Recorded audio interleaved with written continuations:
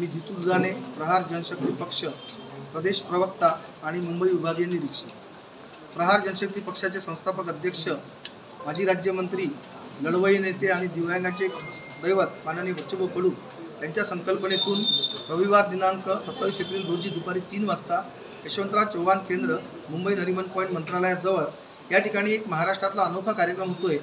कार्यकर्त्यांना संताजी धनाजी पुरस्काराने सन्मानित केलं जाणार आहे आणि कार्यकर्ता खऱ्या अर्थाने मुख्य प्रवाहात आणला जाणार आहे। या माध्यमातून एक विभागीय मेळावा सुद्धा घेतला जातोय, ज्यामध्ये जनतेच्या ज्वलंत प्रश्नांना वाचा फोडली जाईल।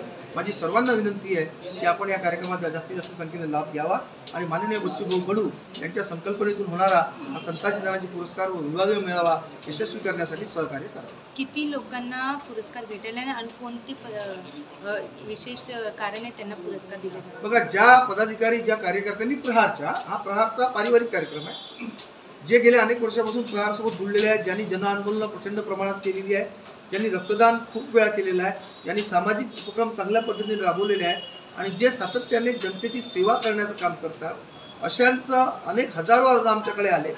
एक स्पेशल परीक्षण समिती आम्ही तयार केली होती, जी निपक्षपाती होती, त्यात कुठल्याही पदाधिकाऱ्याचा समावेश नव्हता। त्या परीक्षण समितीने आपला अहवाल दिला आहे आणि उद्या आम्ही विजेत्यांची नावं जाहीर करणार आहोत आणि जे जे विजेते आहेत त्यांचा सहकुटुंब सन्मान या ठिकाणी केला।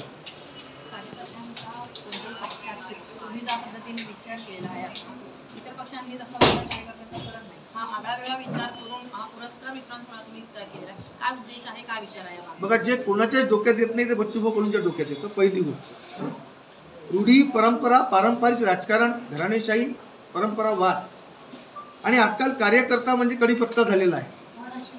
आयारामांना गायरांना खूप मोठी संधी आहे, पण निष्ठावंत कार्यकर्ता मग तो कुठल्याही पक्षात असो, मी कुठल्या एका पक्षाबद्दल बोलत नाही, पण बच्चू कडू प्रहारला राजकीय पक्ष मानत नाही, त्या परिवार मानतात आणि ज्याच्यामुळे आपण मोठं झालो, ज्या कार्यकर्त्यांनी आपल्याला मोठं केलं ते सुद्धा मोठे झाले पाहिजे ही प्रामाणिक भावना ठेवून महाराष्ट्रातला अशा प्रकारचा पहिला अभिनव उपक्रम या ठिकाणी प्रहार राबवत आहे।